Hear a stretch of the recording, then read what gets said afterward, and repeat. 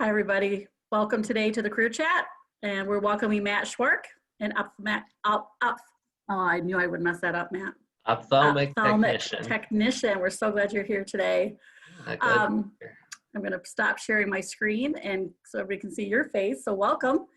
Hello. We're so glad to have you here. We got about 30 minutes to talk about your career and help young people understand that there's so many amazing options out there, right? Not just maybe a nurse or a doctor that they hear about in healthcare, but a whole series of careers that are in the eye department.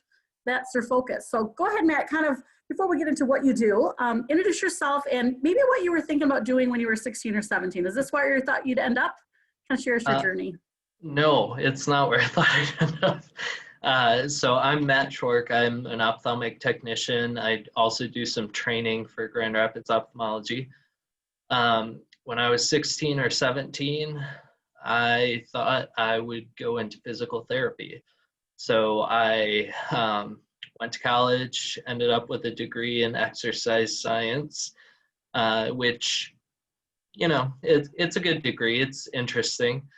However, by the time I graduated, I had two littles. So kind of ended up not pursuing the grad school option at that point. I happened to find Grand Rapids Ophthalmology, just kind of general job search, and I've been here since.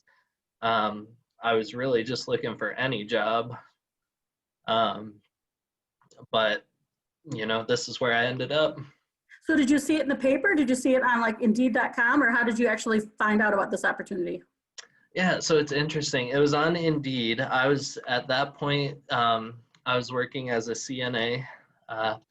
I always tell people it takes a real special person to be a CNA, and I am just not that special. Mm-hmm. I was feeling a little burned out, so I was looking for medical receptionist jobs, actually. So I applied to GRO as a receptionist, and when they met me, they said, no, thank you. You'd be better as a technician.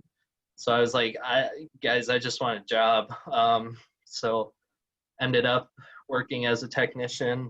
We do all on-the-job training. So I have zero background in ophthalmology or optometry. I wore glasses in third grade and contacts on through that. But yeah, otherwise, no experience, and a little bit of medical here and there. But they were able to train me to be eventually a trainer, even for the company. So I think it's really important for young people to hear that you had this degree, you thought you were heading one way, but things changed, and just by being proactive and going for a job, this whole career ended up working out. It's something you didn't plan for. And it's really important for young people to hear that. Sometimes as adults, we don't have that journey all figured out, but it still works out. So you had your degree in exercise science. You started applying for medical receptionist jobs, and they said, no, you're going to be a technician. They trained you on the job, and they actually saw some more potential in you where you started being a trainer. So quite a career for such a young person that you are already with little kids at home. So tell us what the difference, like, so we know that there's the optometrist, like what's the difference between ophthalmology, optometry, optometrist? So kind of help the young people understand the differences between these titles. Sure. So that's a really common question. Ophthalmology, optometry, and we have opticians as well. So one of the big differences is schooling. The ophthalmologists are medical doctors, so they've gone to their undergrad 4 years, they've gone to grad school for 4 years, then they've taken in most cases 2 years residency and specialized in ophthalmology. And many of our ophthalmologists have taken further fellowships, so like another 2 years, and specialized in a specific part of the eye from there. So that's a whole lot of school. And the ophthalmologists are the ones who get to cut into your eyes. They get to do the surgeries. They get to do injections, laser procedures, all that kind of stuff. Our optometrists are still doctors. It's a doctorate of optometry. they do the 4 years undergrad and then the 4 years of optometry school. They are not able to do surgeries, but they're the ones who prescribe your glasses correction. So they figure out what lenses make you see the best. And then our opticians are the ones that make you look good in the glasses. That's another position where typically what we used to require a certification before we hired, but in the past year, we've been hiring and training people to do the optician rework as well, which is, again, fitting the glasses to your face, kind of determining what the best look is for you, and just generally helping you know what insurance will cover to purchase glasses, everything kind of on the sales, non-medical side of things. So again, a position that you can be trained on the job. So Yep. for what you know now, what would you like these young people to know about this whole field of eyes that maybe you didn't know about when you were a young person? Let's do your sales pitch. Maybe we can get a few new employees out of this. Yeah, well, there is a whole field of eyes. First of all, like, you know, I wouldn't have thought of anything more than like an optometrist, maybe an optician, but again, we have nurses, we have technicians who work with the patients to gather histories and do some basic tests on the patient before they see the doctor. We have scribes who are in with the doctor who get to help out, passing them tools and just kind of generally seeing everything they go through, making sure everything that's in their head gets into the computer system so they can have those notes for the next visit. We also have surgical counselors who work to schedule the doctor's surgeries. They work closely with hospitals and the patient's primary care doctors to make sure everything is going to be safe for the patient in surgery. We also have openings for nurses and the like, actually working in the operating center. Most of those are degree related, like you need an RN, but we do have scrub techs in there too who again are able to be trained on the job. We also have our receptionists who get way less credit than they deserve. They are very educated in all sorts of the insurance issues, and I often am running to ask them insurance questions. And I guess one of the big benefits is you don't start at minimum wage. Generally, our starting point is between about 13 and 15. There's room to grow. It depends on the company. Personally, I can say for GRO, we start between 13 and 15. When you get your first level of certification, which is the Certified Ophthalmic Assistant, which requires 6 months on the job and completing an online open book, open note test to qualify to take that certification. Once you take the certification, we give you an extra $1 an hour.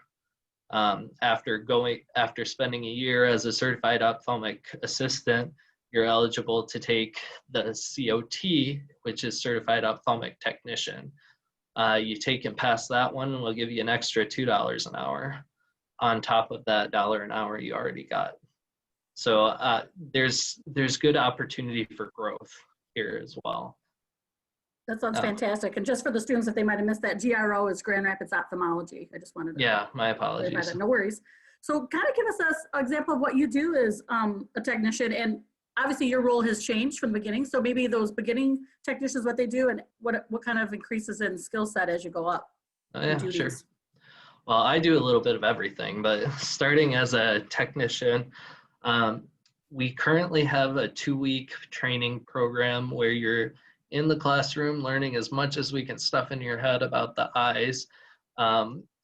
During that first week, it's pretty strict in the classroom. During the second week, we get you out in the clinic and let you do the hands-on kind of stuff with trainer supervision so we don't hurt anybody or yourself. But the average technician will spend time with 10 to 20 different patients each day. We review their chart information, their histories, medical records, ocular history, We bring them back into a room and we assess their vision, distance acuities, and near acuities. So that's where you get your 20/20. We also will do a small portion of a physical exam in which we check that their pupils are equal and reactive. We check that their extraocular muscles are in good alignment. We make sure their peripheral vision is good. We check the pressure in their eyes using a process called tonometry, where we actually put a numbing drop in their eye and then lightly touch that front surface to get a pressure reading. Then we dilate them and send them on to the doctor. So that's kind of the starter technician. Once you've worked for us for about 4 or 6 weeks, we kind of release you onto the MDs. So when you first start, we keep you on the optometrists. After that 6 weeks, we teach you how to do the refractions, which is what our optometrists do. That's where they ask you, better 1, better 2, 3, or 4, and you feel like you're failing. But we learn how to do that, and we can use that as a diagnostic tool for our medical patients to determine how they're seeing. And that's really the barrier between working with the MDs and working with the optometrists. Yeah, those numbing drops are not fun. Yeah, so we also have, I want to say 7 different specialties mixed in with our ophthalmology. So we have retina specialists who focus on the back of the eye, oculoplastic specialists who do lid surgeries. We have a pediatric ophthalmologist who works mostly with kids, but it's a lot of muscle surgeries and correcting lazy eye. We treat glaucoma, cataracts, LASIK, yeah, all sorts of stuff. And so students would want to know, like, you obviously had a bachelor's degree. Is that what you would need to get started for the technician 1 level, or what are you looking for in those entry-level positions for these young people as they transition out of high school? We're looking for a friendly face who wants to learn.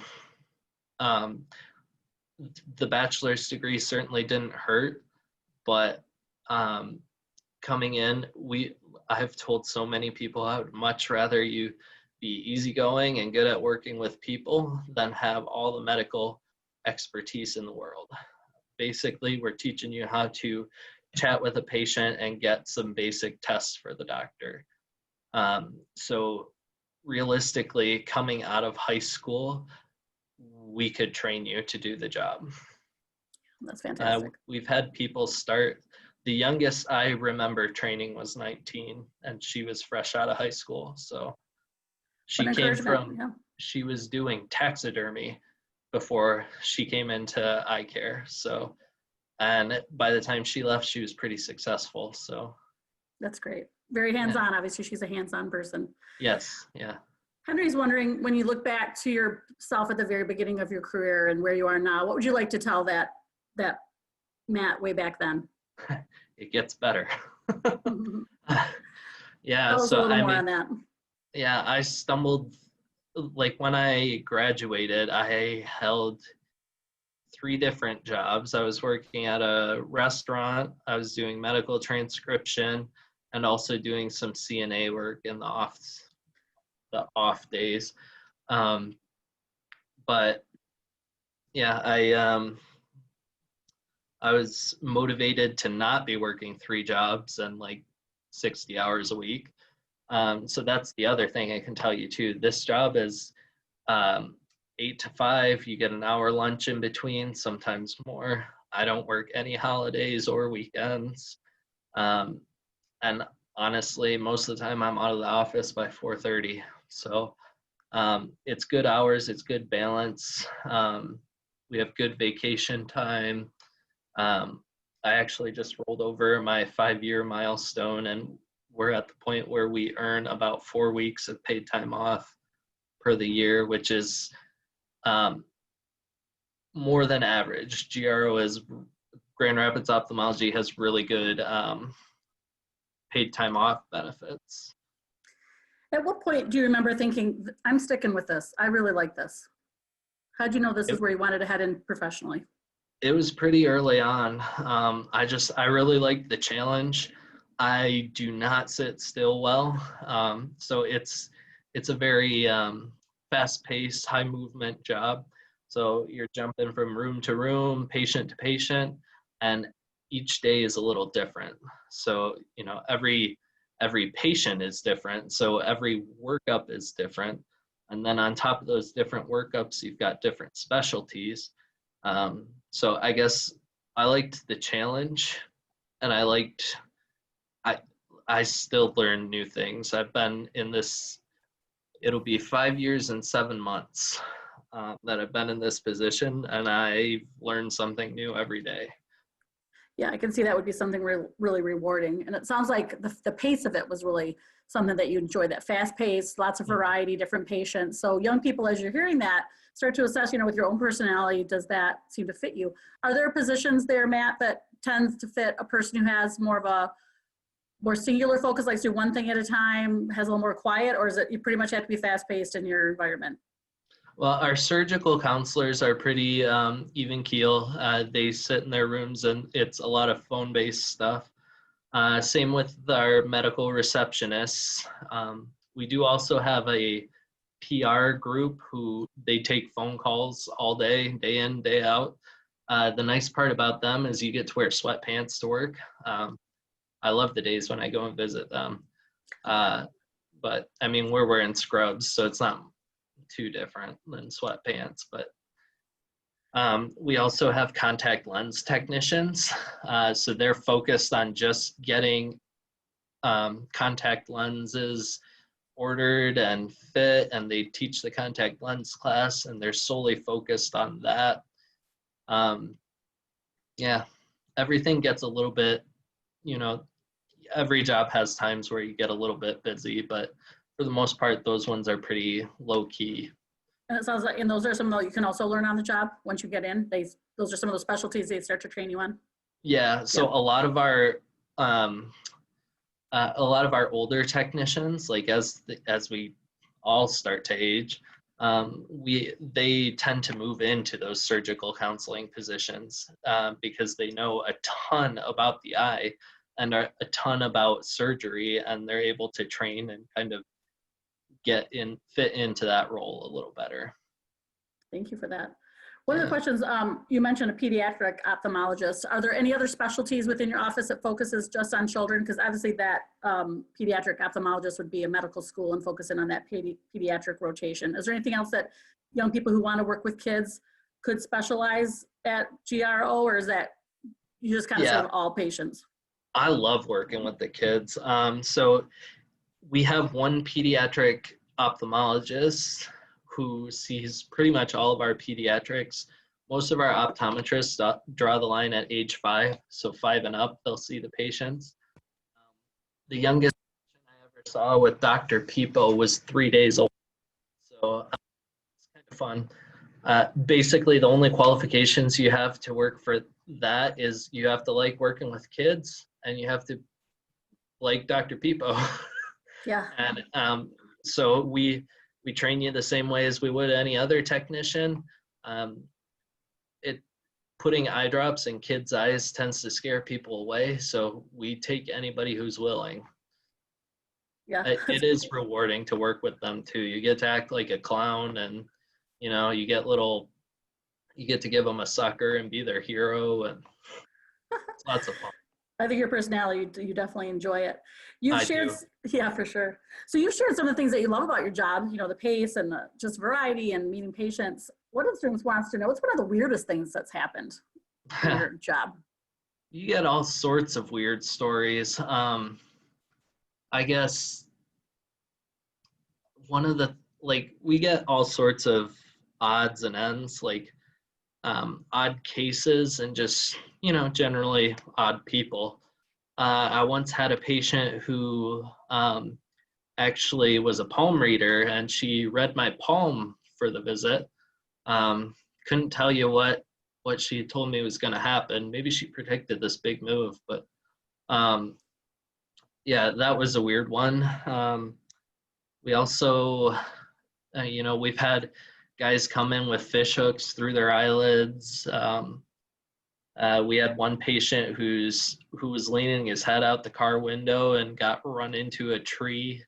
So his eye got real messed up. We've had a young patient actually, who took a small pocket knife through the eyelid. He was actually still seeing pretty well. Yeah, how do you handle some of it? In general, is it not too gross, but sometimes you'll get these gross things? Because sometimes our young people want to know, like, how do you handle some of the really sad things? Like, I'm sure you have sad things happen. How do you kind of cope with that, of some of the sad stuff? A lot of that falls on the doctor.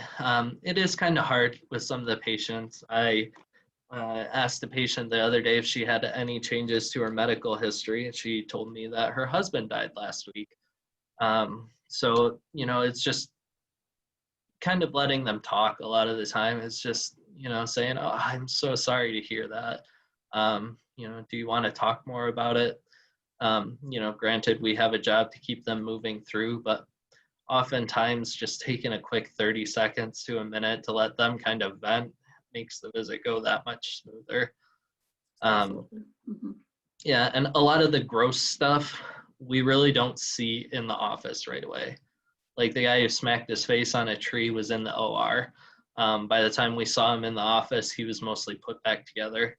The fish hook through the eyelid, we do see those guys in the office, as well as like the big zits on the eyelids that the docs will pop in clinic, which I know it's not for everybody, but I get kind of a gross fascination with it. Absolutely. Yeah. Does GRO work with laser eye surgery at all, or is that kind of a whole nother entity? Nope, they sure do. GRO has been doing LASIK almost since the beginning. One of our docs here, Dr. Tom Cowden, was actually on the original FDA trials for the LASIK procedure. So we definitely do LASIK. If you work here, you get a discount. So that's a good one to look at. I came into the company wearing contacts and glasses. It's been about 4 years now. I had LASIK with one of the doctors, and I see better than I ever have. So yeah, they do a great job, and we do evaluations for those patients to see if they'd be candidates for LASIK, which most often you have to have a stable correction, like a stable glasses prescription for the last 3 years, and your corneas have to be thick enough. But other than that, they can do LASIK on pretty much anybody. Yeah, so I encourage the students who, some of you guys are asking kind of specific questions about procedures, or, so yeah, I encourage you to do some of that research to get those answers for some of those things. For this particular talk, we only have about 6 minutes left, Matt. So sure. I would love to know, as you look for, you've been moving along for 5 years, you've certainly gone up some ranks, you're working in education now, you're training new techs. Where do you see yourself? Is this something you'd like to stick with? Do you see already a little branch that you'd like to move off out of, something you've learned in the last 5 years? What are you thinking for your next series of your career? Yeah, I love the teaching part of things. I'm very passionate about what I do. I think if I went anywhere else from teaching, I would move into like pediatrics stuff. I find that really rewarding. It's just something special when you get a kid seeing better than, maybe they haven't seen well at all, but getting them seeing well is awesome. No, I think I really enjoy the technician side of things. I've also had experience in the management side of things. And I think as I get less fit and older, I'll likely try to move towards a management position. Management or training. Again, I really enjoy the challenge of teaching people who don't know about eyes. Yeah, I think anyone in this career chat would be very fortunate to have you as their educator. Young people, I've brought some groups of students to meet Matt over at GRO, and he's taken my students on tours, and he definitely has the teacher's heart. I was telling my colleague how one time Matt actually dilated his own eyes so that the students could look into his eye through a certain machine. So he definitely loves to teach and makes it very fun. And so, yeah, I just want to affirm you. One of those things I want to tell the young people is because Matt has this set of skills, he's actually has the ability to move to Traverse City. That's where he's going to be going. So talk to us about your transferable skills and what are some of those other qualities about you that make it where you can move from job to job? Sure.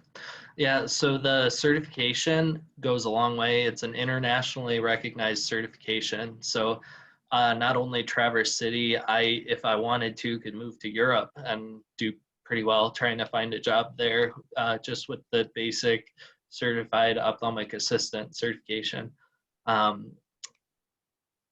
Yeah, I think a lot of the qualities are a willingness to learn goes a long way. And then soft skills, honestly, interacting with people, making them feel heard, getting them to tell you the details about their past issues and getting accurate results. So I think that was another thing, like multitasking, good problem solving skills.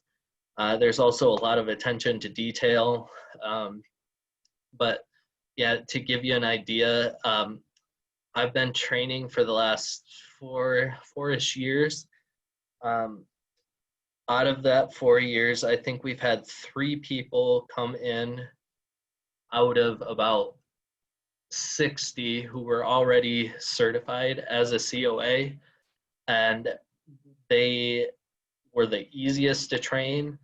They already knew what they were doing.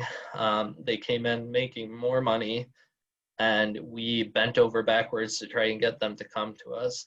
So when I was looking to move up north, I actually had 2 offers from 2 different places, and both of those offers were sent the evening after I interviewed there. So it's a really in need position. There aren't a ton of certified ophthalmic assistants, and getting that certification makes you really valuable. Yeah, it sounds like it. So I hope that the young people are hearing this, that there's so many opportunities right out of high school that you can get some on-the-job training and end up having a really great career.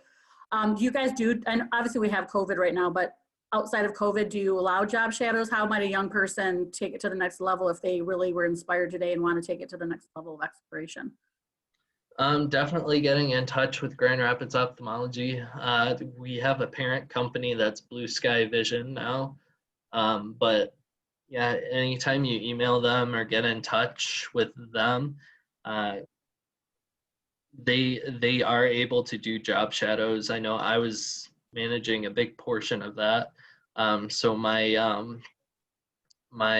colleague who's kind of taken over all that, I really hope that she is able to keep in touch and reach out to you guys. But yeah, we definitely do job shadows, and we love having you around. Honestly, even if you stop in at one of the clinics and just ask to speak to a manager, usually they're pretty good at working together to get something set up. And a lot of our docs have teachers' hearts too, so they like to explain and show you the cool stuff. And as long as we have you sign a HIPAA release form, we're really pretty flexible.